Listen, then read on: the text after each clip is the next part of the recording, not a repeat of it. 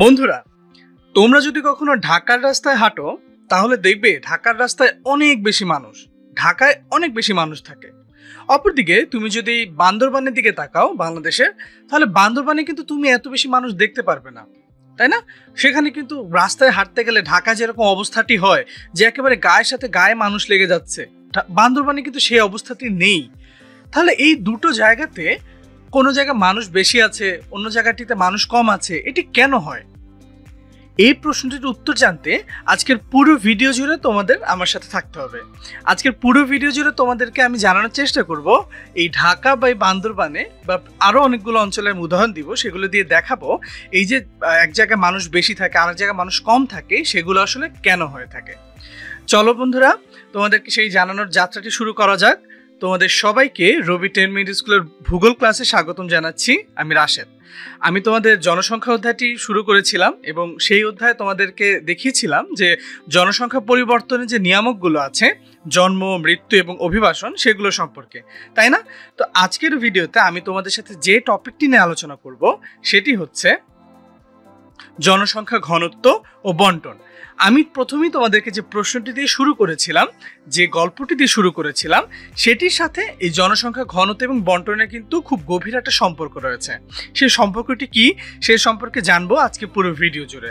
চলো বন্ধুরা, আমি প্রথমেই তোমাদেরকে জানাই যে জনসংখ্যার ঘনত্বটি আসলে কি। দেখো একটা ব্যাপার, তুমি বাংলাদেশে যত মানুষ দেখবে প্রতি বর্গ কিলোমিটারে, তুমি কানাডাতে কিন্তু এত বেশি মানুষ দেখতে পারবে না। পারবে? আচ্ছা, বাংলাদেশ কানাডার এই উদাহরণটি নাই দিই, অনেকে এই জিনিসটা যদি নাও বুঝতে পারে, আর একটু সহজ করে তোমাদেরকে বোঝাই। ধরো একটা রুম, সেটি ধরো একটা রুমে সেখানে 5 জন মানুষ আছে, ঠিক আছে? সেই রুমটিতে 5 জন যখন মানুষ থাকবে, আবার এর থেকে বড় দুটো রুমে, দেখো বড় দুটো রুমে হচ্ছে কি করছে, এই 5 জনকে যদি রাখা হয় তাহলে দেখো প্রতি রুমে গড়ে 2.5 জন করে, অথবা ধরো এক রুমে 3 জন আর এক রুমে 2 জন। তাহলে দেখো প্রতি রুমে একটা, যখন এক রুমে এরকম 5 জন ছিল তখন কি অনেক বেশি গাদাগাদি হতো না? অপরদিকে যখন আমি এই 5 জন মানুষকে দুটো বড় বড় রুমে ভাগ করে দিলাম, তখন কি গাদাগাদিটা কমে গেছে না? ঠিক এই ব্যাপারটি জনসংখ্যার ঘনত্ব হচ্ছে এরকম, যে একটা দেশের হচ্ছে মোট জনসংখ্যা এবং যে মোট ভূমির পরিমাণ বা আয়তন, সেটি যে অনুপাত, তাকে আমরা জনসংখ্যার ঘনত্ব হিসেবে অভিহিত করছি। অর্থাৎ কোনো একটা দেশের যে মোট আয়তন, মোট যে জনসংখ্যা, সেই জনসংখ্যাটিকে যদি তুমি দেশের মোট ভূমির পরিমাণ বা আয়তন দিয়ে যদি ভাগ করো, তাহলে তুমি পাবে ওই দেশের প্রতি 1 বর্গ কিলোমিটার, অর্থাৎ 1 কিলোমিটার স্কোয়ারে, 1 কিলোমিটার স্কোয়ার, 1 বর্গ কিলোমিটারে তুমি হচ্ছে কত মানুষ থাকে সেটা তুমি দেখতে পারবে। বাংলাদেশের প্রতি 1 বর্গ কিলোমিটারে প্রায় 1000-এর ঊর্ধ্বে মানুষ বাস করে, একটু পরে আমরা সেটি দেখব, ঠিক আছে? অপরদিকে কানাডায় কিন্তু এত মানুষ থাকে না। 1 বর্গ কিলোমিটারে কানাডায় বাংলাদেশের তুলনায় মানুষ অনেক কম থাকে, এবং সেই জায়গায় তার মানে কি ঘনত্ব কম, জনসংখ্যার ঘনত্ব প্রতি 1 বর্গ কিলোমিটারে কম। এখন একটা ব্যাপার, বাংলাদেশের সমান জনসংখ্যা যদি কানাডাতেও হতো, কিন্তু কানাডার তো বাংলাদেশের থেকে অনেক বড় দেশ, তাই না? ধরো বাংলাদেশ যদি এতটুক হয়, কানাডা হচ্ছে এত বড়, আমি জাস্ট তো বোঝানোর জন্য বলছি, অনেক বড় একটা দেশ, ঠিক আছে? তো দেখো বাংলাদেশে যে মানুষগুলো, বাংলাদেশে যে মানুষ থাকে, সেই মানুষ যে প্রায় 15 কোটি মানুষ, যদি আমি হিসাব করেও বলি, আমি জাস্ট বোঝানোর জন্য বলছি, 15 কোটি মানুষ এত অল্প জায়গায় থাকে, এবং সেই 15 কোটি মানুষকে যদি তুমি এই এত বড় একটি জায়গা দাও, নিশ্চয়ই ঘনত্বটি কমে যাবে, তাই না? সেই ঠিক একই ব্যাপারটি হচ্ছে জনসংখ্যার ঘনত্ব। একটা সূত্র আছে, সেই সূত্রটি কি, যে তুমি মোট জনসংখ্যাকে যদি মোট ভূমির আয়তন দিয়ে ভাগ করো, তাহলে তুমি একটা দেশের জনসংখ্যা ঘনত্বটি কি করবে, পেয়ে যাবে। এখন দেখো বন্ধুরা, বাংলাদেশের যে মোট জনসংখ্যা, এই সংখ্যাটি পরিবর্তনশীল, ঠিক আছে? এটি হয়তো বা সর্বশেষ আদমশুমারি থেকে নেওয়া হয়েছে। বর্তমানে আমি যে মুহূর্তে তোমাদের সাথে কথা বলছি, প্রকৃত জনসংখ্যাটি এর থেকেও বেশি হয়। তো দেখো এই সংখ্যাগুলো আসলে পরিবর্তনশীল, জনসংখ্যার সংখ্যাটি।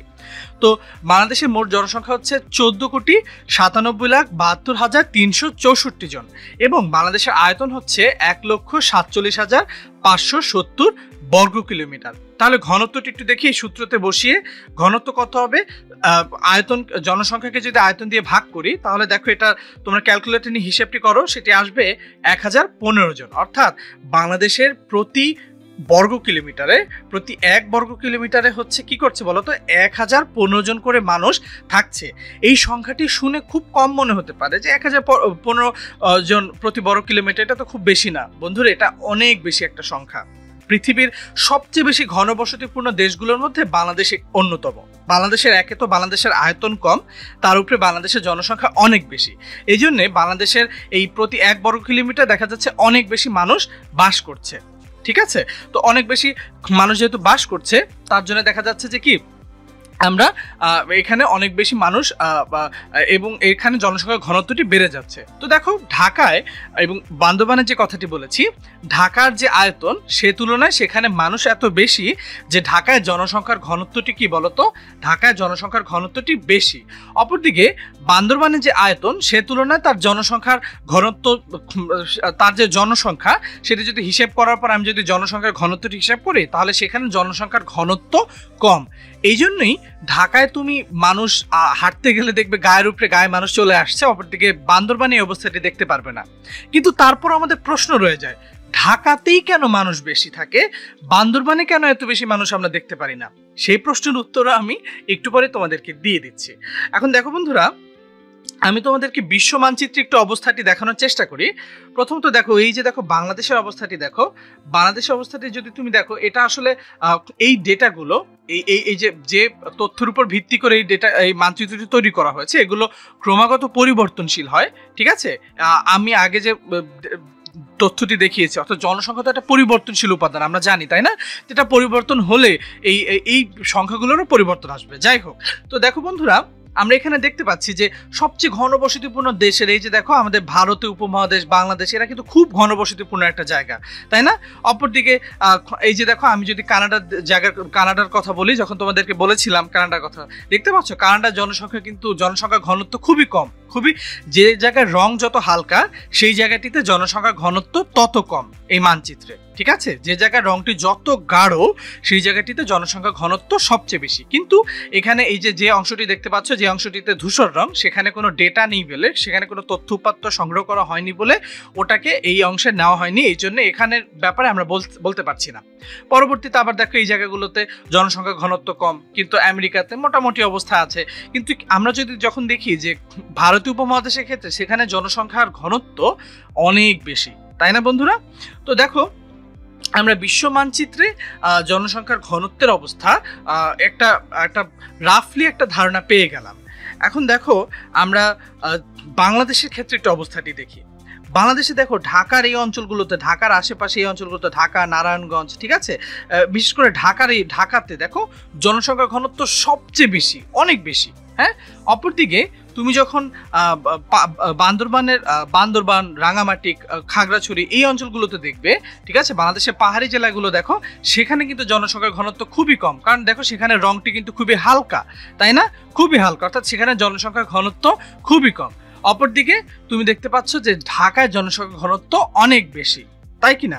আবার দেখো এই যে বরিশালের অঞ্চলগুলোতে, যেখানে বরিশালের যে বৃহত্তর বরিশালের যে বরগুনা, পটুয়াখালী, এখানেও আমরা দেখতে পাচ্ছি জনসংখ্যার ঘনত্ব কম। তো দেখো এইভাবে কিন্তু বাংলাদেশের কোথায় ঘনত্ব বেশি, জনসংখ্যা কোথায় ঘনত্ব কম, সেটি কিন্তু আমরা দেখতে পাচ্ছি। আমরা যদি দেখি যে এখানে ঢাকা, নারায়ণগঞ্জ, এর পাশে হচ্ছে ব্রাহ্মণবাড়িয়া, কুমিল্লা, চাঁদপুর, মানিকগঞ্জ, এইসব জায়গাগুলোতে কিন্তু ঘনত্ব সবচেয়ে বেশি আমরা দেখতে পাচ্ছি, চট্টগ্রাম, ফেনী, তাই না? এই অঞ্চলগুলোতে আমরা দেখো জনসংখ্যা ঘনত্ব অনেক বেশি কিন্তু দেখতে পাচ্ছি। অপরদিকে মাঝারি ধরনের জনসংখ্যা ঘনত্ব আমরা দেখতে পাই মোটামুটি এই যে উপরে টাঙ্গাইল, ময়মনসিংহ এই অঞ্চলগুলোতে, তারপর আরো উপরের রংপুর, বগুড়া, আমি এগুলো অনেকগুলো নাম আছে শুধুমাত্র তোমাদেরকে বোঝানোর জন্য। এই মানচিত্রটিও একই রকম ভাবে, ঠিক আছে, যেখানে জনসংখ্যা ঘনত্ব যত বেশি হবে রংটি তত গাঢ় হবে, আর যেখানে যত হালকা হবে জনসংখ্যা ঘনত্ব তত কম। এই যে মানচিত্রটি দেখছো, এই মানচিত্রটি আমি তৈরি করেছি জিএস, যে তোমাদেরকে টেকনোলজির কথাটি বলেছিলাম, সেই টেকনোলজির মাধ্যমে। তোমরা যখন বড় হবে তোমরাও কিন্তু এরকম সুন্দর সুন্দর মানচিত্র তৈরি করতে পারবে। তো বন্ধুরা দেখো, এখন তোমাদেরকে আর একটা ব্যাপার জানি, সেটা হচ্ছে মানুষ ভূমি অনুপাত। আচ্ছা, মানুষ ভূমি অনুপাত বলার আগে তোমাদেরকে আর একটা জিনিস একটু বলে দিই। একটা দেশের ধরো জনসংখ্যা যত বেশি হবে, সেই দেশের আয়তনও যদি অনেক বেশি হয়, সেক্ষেত্রে দেখা যাবে ঘনত্ব খুব একটা বেশি বাড়বে না। কিন্তু দেখা গেল জনসংখ্যা অনেক বেশি, যেমন বাংলাদেশের জনসংখ্যা অনেক বেশি কিন্তু আয়তন খুবই কম, তখন জনসংখ্যা ঘনত্বটি বেড়ে যায়, তাই না? আবার দেখা গেল জনসংখ্যা কম, আবার আয়তনও কম, জনসংখ্যা অনেক কম তার তুলনায়, তখন আবার দেখা যায় জনসংখ্যা খুব একটা বেশি ঘনত্ব আমরা দেখতে পারি না, কারণ আয়তন কম হওয়ার পরও সেখানে জনসংখ্যা অনেক বেশি কম। এরকম আমরা দেখতে পাই। তো দেখো আমরা এখন আরেকটা জিনিস দেখবো, যেটা তোমাদেরকে বললাম, সেটা হচ্ছে মানুষ ভূমি অনুপাত, ইংরেজি যার নাম হচ্ছে ম্যান ল্যান্ড রেশিও। এখন দেখো মানুষ সকল ভূমি মানুষের কাজে লাগে, তাই না? যে সকল, দুঃখিত, সকল না, যে সকল ভূমি মানুষের কাজে লাগে, মানুষের সব ভূমি কি মানুষ কাজে লাগাতে পারে? পারে না। যে সকল ভূমি মানুষের কাজে লাগে এবং সম্পদ সৃষ্টি করতে পারে তাকে আমরা বলি কার্যকর ভূমি। অর্থাৎ আমাদের তো অনেক ভূমি রয়েছে, কিন্তু তার মধ্যে যে সকল ভূমি মানুষ কাজে লাগাতে পারে, সেগুলোর সাহায্যে সম্পদের সৃষ্টি করতে পারে, সেই সব ভূমিকে আমরা কার্যকর ভূমি হিসাবে বলে থাকি। তো মানুষ ভূমি অনুপাত যখন আমি বলছি, তখন এই অনুপাত বলতে আমি কি বোঝাচ্ছি? এই অনুপাত বলতে যে কার্যকর ভূমির অনুপাতকে বোঝাচ্ছি, ঠিক আছে? কার্যকর ভূমি অনুপাত বলতে প্রতি মানুষের হিসাবে, একজন মানুষের হিসাবে তার কার্যকর ভূমির পরিমাণটি কত, সেই হিসাবটিকে আমি মানুষ ভূমি অনুপাত হিসেবে প্রকাশ করছি। দেখো মানুষ ভূমি অনুপাত, দেখো মোট জনসংখ্যাকে যদি মোট কার্যকর ভূমির আয়তন দিয়ে ভাগ করো, তাহলে তুমি মানুষ ভূমি অনুপাত পাবে। অর্থাৎ প্রতি একজন মানুষে কার্যকর ভূমির পরিমাণটি কত। এখন একটা দেশে প্রতি একজন মানুষের মাথাপিছু মানুষে সেখানে কার্যকর ভূমির আয়তনটি যত বেশি হবে, সে এই অনুপাতের মানটি যত বেশি হবে, তত কিন্তু কি বোঝা যায় যে হ্যাঁ সেইখানে জনসংখ্যা ঘনত্ব কম বা সেই জায়গাটির অবস্থা ভালো আছে, ঠিক আছে? যত কম হবে তত বোঝা যাবে যে এই অনুপাতটি যত কম হবে, তত কি বোঝা যাবে বলো তো? তত বেশি বোঝা যাবে যে সেই দেশের একটা সমস্যা আছে, জনসংখ্যার একটা সমস্যা রূপে চিহ্নিত হচ্ছে, তাই না? যে সেই কোনো দেশের ভূমি জনসংখ্যার উপর কীরকম, ভূমির উপর জনসংখ্যার চাপ কীরকম, সেটা যদি আমি জানতে চাই, ঠিক আছে, সেই দেশের জনসংখ্যা ঘনত্বের পরিবর্তে তখন আমি কি করব? মানুষ ভূমি অনুপাতটি হিসেব করতে পারবো। অর্থাৎ যে একটা দেশের ভূমির উপরে মানুষের জনসংখ্যার চাপটি আসলে কত বেশি পরিমাণে পড়ছে, এটা আমি অনেক সময় জনসংখ্যার ঘনত্ব দিয়ে বুঝি না, তখন আমাকে মানুষ ভূমি অনুপাত, এই অনুপাতটি করতে হয়, ঠিক আছে? তখন আমি মানুষ ভূমি অনুপাতটি করলে এই হিসাবটি আমি বের করে ফেলতে পারবো, ঠিক আছে? অর্থাৎ প্রতি মানুষে ভূমির পরিমাণটি কতটুকু, কার্যকর ভূমির পরিমাণটি কতটুকু মাথা পিছু। তো দেখো বন্ধুরা, আমরা এখন আরো দুটো জিনিস জানবো। যে দেশটিতে জনসংখ্যা আয়তনের তুলনায় জনসংখ্যা কি আছে বলতো, একটা সঠিক পরিমাণে আছে, ভালো পরিমাণ আছে, যেটা দেশের জন্য চাপ হয়ে যাচ্ছে না, সেটাকে সেই যে জনসংখ্যা, সেই জনসংখ্যাটি বলতো কাম্য না? অবশ্যই সেই জনসংখ্যাটি হচ্ছে কাম্য একটি জনসংখ্যা, যেটাকে আমরা ইংরেজিতে বলে থাকি অপটিমাম পপুলেশন, ঠিক আছে? অপটিমাম পপুলেশন যখন আমি বলছি, অর্থাৎ কোনো দেশের মোট জনসংখ্যা এবং কার্যকর যে ভূমির অনুপাত যখন ভারসাম্য থাকে, তখন তাকে আমরা কাম্য জনসংখ্যা বলি, ঠিক আছে? যখন ওই যে মানুষ ভূমি অনুপাতের ভিতর এবং মোট জনসংখ্যার ভিতর এবং কার্যকর ভূমির মধ্যে অনুপাতে যখন হচ্ছে একটা ভারসাম্য থাকে, তখন সেটিকে আমরা কাম্য জনসংখ্যা আমরা বলে থাকি। দেখো একটা দেশের উৎপন্ন সম্পদের দ্বারা জনগণের ভোগ সুবিধা, ধরো একটা দেশের যে উৎপন্ন সম্পদগুলো, একটা দেশের ভূমিতে ধরো যত সম্পদ উৎপন্ন হচ্ছে, সেগুলো যদি সেই উৎপাদিত সম্পদগুলো যদি কি করে বলতো, সেই উৎপাদিত সম্পদ যদি সেই দেশের মানুষের জন্য হচ্ছে মানুষের ভোগ পণ্যের জন্য বা সেই দেশে মানুষের চাহিদা ঠিকঠাকভাবে বজায় রাখতে পারে, যতক্ষণ পর্যন্ত সেটি ভোগ এবং সুখের বন্দোবস্ত যতক্ষণ বজায় রাখতে পারে, ততক্ষণ পর্যন্ত আমরা বুঝতে পারবো যে হ্যাঁ সেই দেশটিতে কাম্য জনসংখ্যা বিদ্যমান, ঠিক আছে? তো দেখো মোট জনসংখ্যা এবং কার্যকর ভূমির আদর্শ অনুপাতের ভারসাম্য যখন নষ্ট হয়, তখনই কোথাও কোথাও আমরা অতি জনাকীর্ণতা দেখি, আবার কোথাও কোথাও জনসংখ্যার স্বল্পতাও কিন্তু আমরা কি করতে পারি বলতো, দেখতে পারি। আমরা তো এতক্ষণ ধরে জনসংখ্যা ঘনত্ব অনেক বেশি, অর্থাৎ অতি জনাকীর্ণতায় আমরা কথা বলছি, অনেক জায়গায় আমরা কিন্তু জনসংখ্যার স্বল্পতাও দেখতে পারি, ঠিক আছে? কানাডা কোনো জায়গায় কিন্তু আমরা জনসংখ্যার স্বল্পতাও দেখতে পারি। আমরা মেরু অঞ্চলগুলোতে যদি যাই, সেখানে জনসংখ্যার ঘনত্ব অনেক কম, সেখানে মানব বসতি খুবই কম। কেন কম সেগুলো একটু পরে বলছি। তো দেখো, অর্থাৎ একটা দেশের যখন যে উৎপাদিত সম্পদ, সেগুলো যদি সেই সম্পদ দ্বারা সেই দেশের যে মানুষ, সেই দেশের যে অধিবাসী, তাদেরকে যদি সঠিকভাবে ভোগ বন্দোবস্ত করা যায়, ভোগ সুখের বন্দোবস্ত করা যায়, তাহলে বুঝতে পারবো যে হ্যাঁ সেই দেশের জনসংখ্যাটা একটা কাম্য অবস্থা আছে। বাংলাদেশে কি সেই অবস্থা আছে? সেটি কিন্তু নাই। বাংলাদেশে যে দেখো চিকিৎসা বলো, তুমি শিক্ষা বলো, সবকিছু কি বাংলাদেশের সকল মানুষ সমানভাবে সুযোগ সুবিধা ভোগ করতে পারছে না? বাংলাদেশের অন্যান্য সম্পদগুলো বলো, উৎপাদিত যে সম্পদ, সেটা কৃষি পণ্য হোক, অন্য পণ্য হোক, ঠিক আছে, সেগুলো কি বাংলাদেশের মানুষের চাহিদা সঠিকভাবে পূরণ করতে পারছে না। তাহলে বাংলাদেশের যে কাম্য জনসংখ্যা, সেটি কিন্তু কাম্য অবস্থায় নেই। তাহলে বাংলাদেশে আমরা দেখতে পারি অতি জনাকীর্ণতা, যেটাকে আমরা বলে থাকি ওভার পপুলেশন, ঠিক আছে? অতি জনাকীর্ণতা বা ওভার পপুলেশন। জনসংখ্যার তুলনায় বন্ধুরা এটা হবে না, এটা কাটা যাবে। যাবে, জনসংখ্যার তুলনায় কার্যকর ভূমির পরিমাণ যদি অল্প থাকে তখন তাকে আমরা অতি জনাকীর্ণতা বলি। ঠিক আছে, জনসংখ্যা অনেক বেশি কিন্তু ভূমির পরিমাণ খুবই কম, তখন দেখো এই যে দেখো অল্প জায়গার ভূমিতে এত মানুষ আছে, একটা জনাকীর্ণ অবস্থা। তোমার ধরো এই জিনিসটাকে ভালো লাগে যে কোথাও অনেক বেশি ভিড়, সেই ভিড়ের জায়গাটি কি তোমার খুব বেশি ভালো লাগে? ভালো লাগে না। আবার যে জায়গাটিতে দেখো একটু ভিড় কম, ধরো তুমি এক জায়গায় গেলে ডাক্তারের কাছে, তুমি ধরো সরকারি একটা হাসপাতালে তুমি ডাক্তারের কাছে দেখাতে গেলে, এখন সেখানে অনেক ভিড়, ডাক্তার দেখাতে গিয়ে তোমাকে অনেক অপেক্ষা করতে হচ্ছে, তোমাকে ভাল লাগবে? ভাল লাগবে না। অপরদিকে তোমার দেশে যদি কাম্য জনসংখ্যা থাকতো তোমার কিন্তু এই অবস্থাটি হতো না, দেখা যেত ডাক্তারের কাছে গিয়ে এত ভিড় তোমার সম্মুখীন হতে হতো না। তাহলে দেখো জনসংখ্যার তুলনায় কার্যকর ভূমির পরিমাণ যদি অল্প থাকে তখন তাকে আমরা অতি জনাকীর্ণতা বলি। ঠিক আছে, তখন তাকে আমরা কি বলি বলতো? অতি জনাকীর্ণতা। এই অতি জনাকীর্ণতা যখন হয় তখন যে একটা দেশের মোট উৎপাদিত সম্পদের পরিমাণ তথা মাথা পিছু যে উৎপাদিত সম্পদের পরিমাণ তখন অল্প হয়। ঠিক আছে, যার ফলে মাথা পিছু বা প্রতি মানুষে উৎপাদন এবং ভোগের পরিমাণও হ্রাস পায়। দেখো যখন তুমি ধরো একজন 5 কেজি চাল দিলে, ঠিক আছে, 5 কেজি চাল, এখন 5 কেজি চাল তুমি 5 জন মানুষের যদি ভাগ করতে যাও তাহলে তুমি প্রতি মানুষকে 1 কেজি করে দিতে পারবে।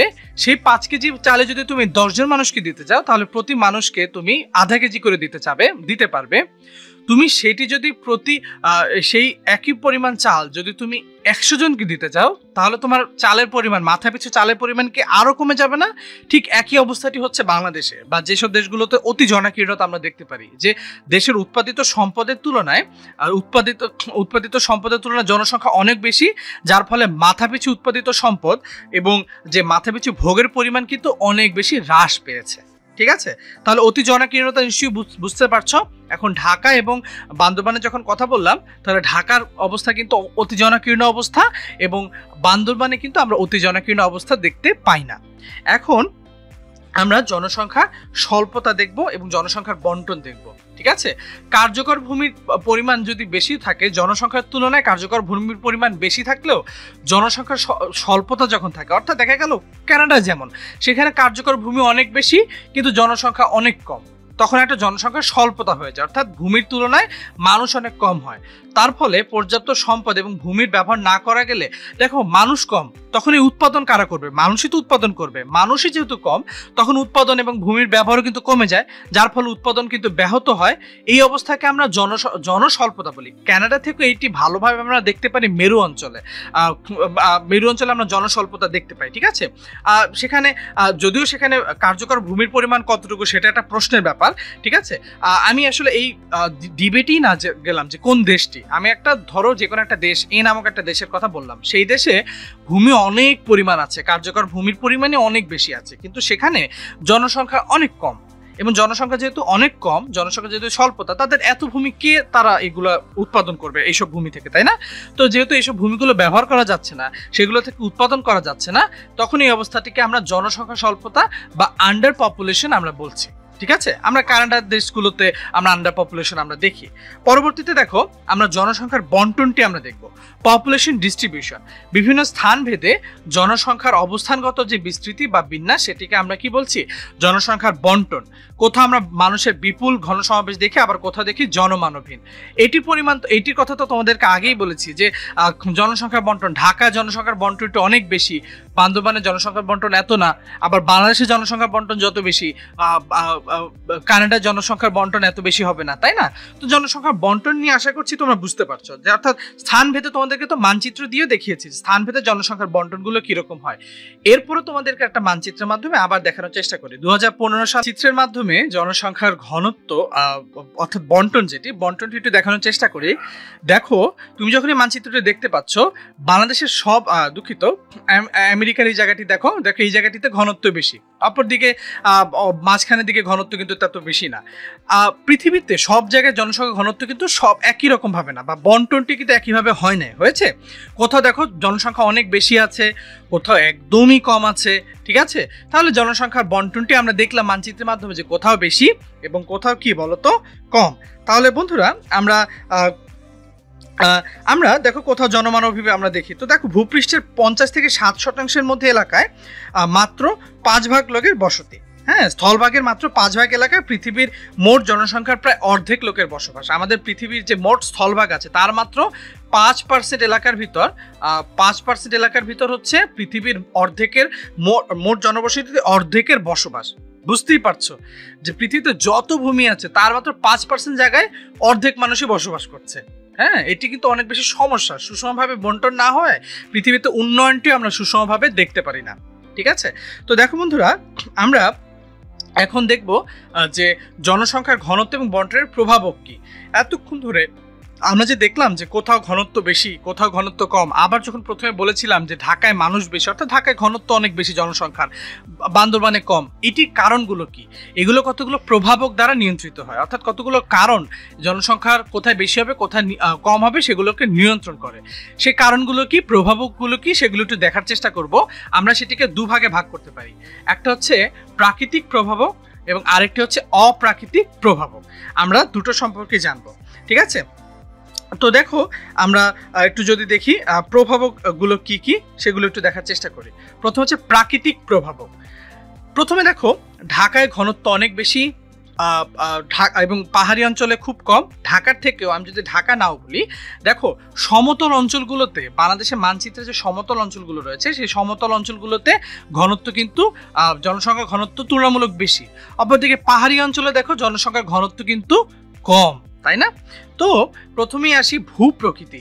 প্রাকৃতিক প্রভাবের প্রথম হচ্ছে প্রভাবক, যেটি হচ্ছে কি, ভূপ্রকৃতি। মানুষ সবসময় কি করে বলতো, সমতল ভূমি যেখানে, সেই ভূমিতে তারা থাকার চেষ্টা করে এবং সেখানে তারা কৃষি শিল্প গড়ে তুলতে চায়। তুমি পাহাড়ে তোমার কৃষিকাজ করা সুবিধাজনক নাকি তোমার সমতলে কৃষিকাজ করা সুবিধাজনক? অবশ্যই সমতলে। এই জন্যে পাহাড়ি অঞ্চলে কিন্তু তুমি মানুষ, পাহাড়ি অঞ্চল থাকে জঙ্গলময়, সেই সব অঞ্চলে জীবন ধারণ করা অনেক কষ্টকর, সেখানে কৃষিকাজ করা অনেক কষ্টকর। অপরদিকে সমতল অঞ্চলে কিন্তু তুমি সহজেই কৃষিকাজ করতে পারছো, সহজেই জীবন ধারণ করতে পারছো। তোমার যাতায়াত থেকে শুরু করে সবকিছু সমতলে কিন্তু সহজ। তাই তোমার ভূপ্রকৃতির উপর নির্ভর করে কোন জায়গাটিতে আসলে জনসংখ্যার ঘনত্ব বেশি হবে। ঠিক আছে, তো দেখো, তো যেসব অঞ্চলে পাহাড়ি অঞ্চলগুলোতে এই জন্য আমরা কি করি বলতো, জনসংখ্যার ঘনত্ব কম দেখতে পারি। অপরদিকে এই জন্য আমরা আমাদের পার্বত্য চট্টগ্রাম, আবার সুন্দরবনেও আমরা কিন্তু আমাদের জনসংখ্যার ঘনত্ব কম দেখতে পারি। দেখো সুন্দরবনে কেন আসলে আমরা জনসংখ্যার ঘনত্ব কম দেখি? সুন্দরবন তো আসলে পাহাড়ি অঞ্চল না, তাই না? তাও কেন কম দেখি আমরা সুন্দরবনে? আমরা জনসংখ্যা ঘনত্ব কম দেখি বা জনসংখ্যা কম দেখি, তার কারণ হচ্ছে সেই জায়গাটি একদম জঙ্গলে ঘেরা, তাই না? সেই জঙ্গলে ঘেরা জায়গাটিতে আসলে জীবন ধারণ করা কষ্টকর, এই জন্য সেই সব জায়গায় আমরা জনসংখ্যা ঘনত্ব কম দেখি। অপরদিকে তো আমরা সমতল অঞ্চলে কিন্তু জনবসতি অনেক বেশি হতে দেখি। পরবর্তীতে আসলে জলবায়ু কিভাবে প্রভাব ফেলে?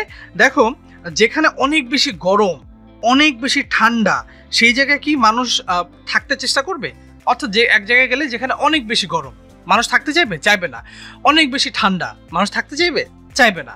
যেখানে জলবায়ুগুলো একটু আরামদায়ক একটা জলবায়ু, অর্থাৎ খুব বেশি চরম ভাবাপন্ন না, অর্থাৎ খুব বেশি হচ্ছে সেখানে গরমও না, খুব বেশি ঠান্ডাও না, সেই জায়গাগুলোতে মানুষ বেশি থাকতে পছন্দ করে।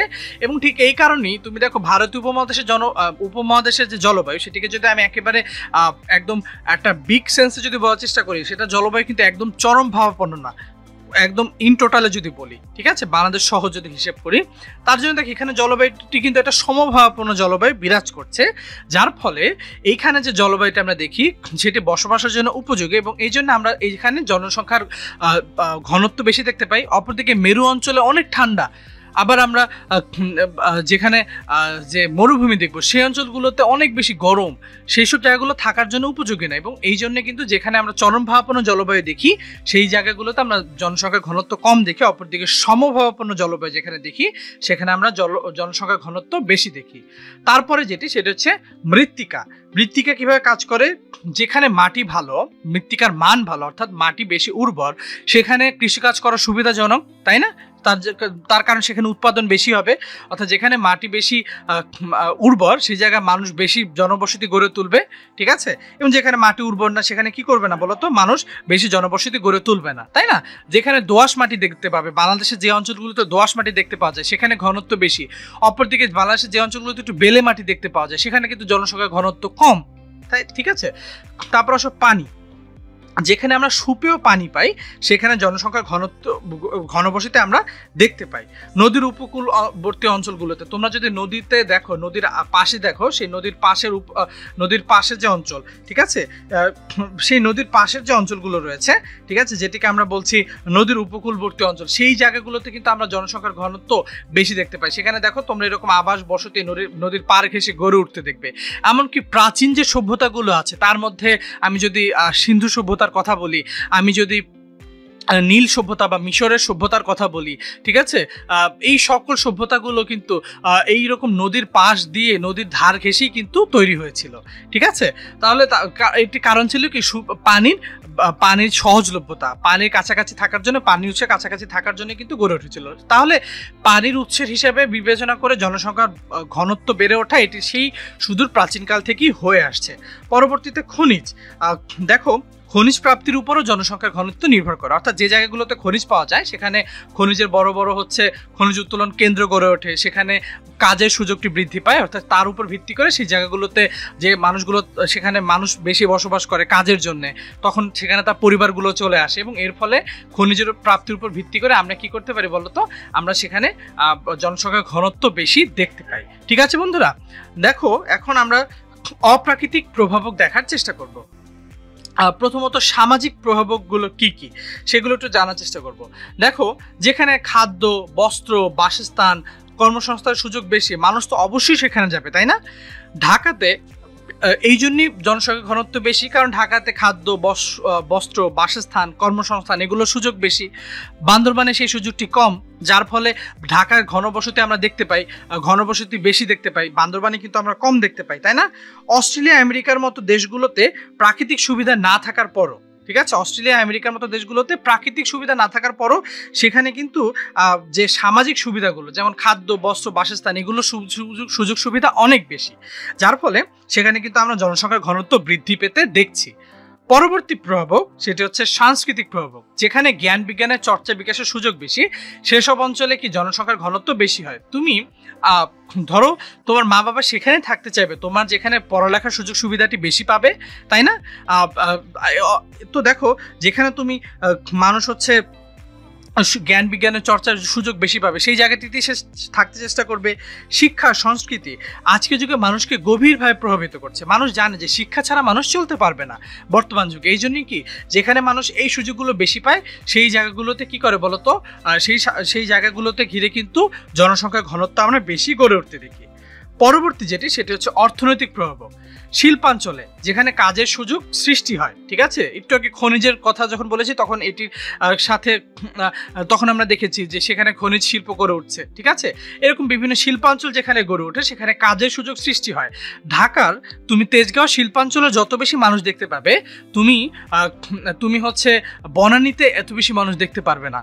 কারণ কি, তেজগাঁও শিল্পাঞ্চল গড়ে উঠেছে, সেখানে মানুষ বেশি, ঠিক আছে। অর্থাৎ ঢাকার যেসব জায়গায় শিল্পাঞ্চলগুলো গড়ে উঠেছে সেই সব জায়গাগুলো অর্থনৈতিকভাবে এগিয়ে যায়, সেই সব জায়গাগুলো মানুষের অর্থনৈতিকভাবে এগিয়ে যাওয়ার সুযোগটি আছে বেশি, সেই সব জায়গায় মানুষের কর্মসংস্থানের সুযোগটি আছে বেশি, ঠিক আছে। কারণ সেই সব জায়গায় তুমি ঘনত্ব কি করতে পারবে বলতো, বেশি দেখতে পারবে।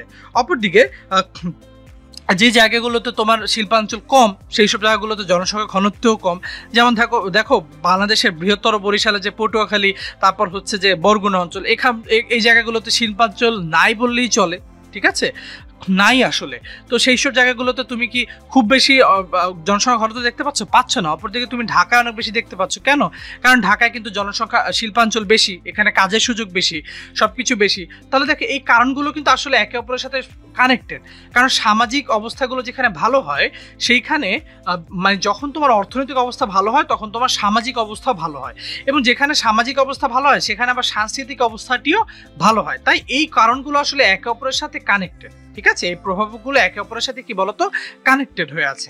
তো দেখো, অর্থনৈতিক কথা যখন বলছিলাম, জাপানের ওসাকা, ভারতের মুম্বাই, সেসব জায়গাগুলোতে অর্থনৈতিক সুযোগ সুবিধা বেশি, এই জন্য আমরা সেসব জায়গাগুলোতে জনসংখ্যার ঘনত্ব বেশি দেখে থাকি। তাহলে বুঝলে বন্ধুরা যে অপ্রাকৃতিক প্রভাবও কিভাবে জনসংখ্যার বন্টনে প্রভাব ফেলছে।